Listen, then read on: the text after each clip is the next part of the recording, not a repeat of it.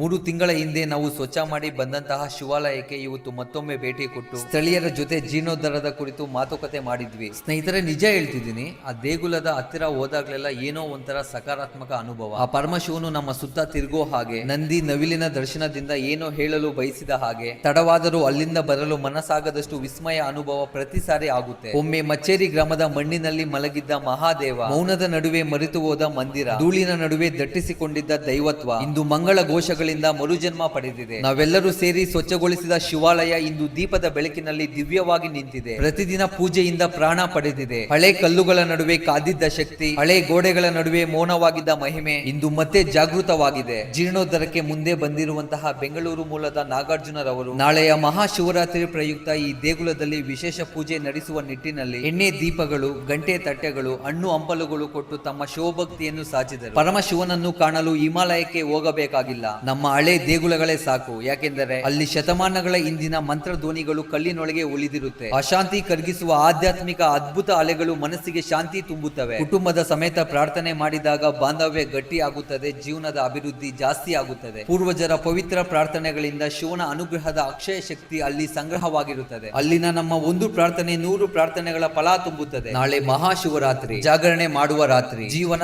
ಜಾಗೃತಿಯಾಗುವ ರಾತ್ರಿ, ಪಾಪ ಕರಗುವ ರಾತ್ರಿ, ಪರಮಶಿವನು ಕೃಪೆ ಕರಗಿಸುವ ರಾತ್ರಿ. ದಯವಿಟ್ಟು ಎಲ್ಲರೂ ಬನ್ನಿ. ಚಿಕ್ಕಮಗಳೂರು ಜಿಲ್ಲೆ ಕಡೂರು ತಾಲೂಕು ಮಚ್ಚೇರಿ ಗ್ರಾಮದ ಪುರಾತನ ಶಿವಾಲಯದಲ್ಲಿ ನಾಳೆ ವಿಶೇಷ ಪೂಜೆ, ಅಭಿಷೇಕ, ರುದ್ರ ಪಾರಾಯಣ ಹಮ್ಮಿಕೊಳ್ಳಲಾಗಿದೆ. ಕುಟುಂಬ ಸಮೇತ ಬನ್ನಿ, ದೀಪ ಹಚ್ಚಿ ಶಿವನಾಮ ಜಪಿಸಿ, ನಿಮ್ಮ ಮನದ ಕತ್ತಲೆಗೆ ಬೆಳಕು ಹರಿಸಿ. ಆದಷ್ಟು ಈ ವಿಡಿಯೋವನ್ನು ಶೇರ್ ಮಾಡಿ, ಹರ ಹರ ಮಹಾದೇವ ಅಂತ ಕಮೆಂಟ್ ಮಾಡಿ. ಜೈ ಶ್ರೀರಾಮ್. ಧನ್ಯವಾದಗಳು.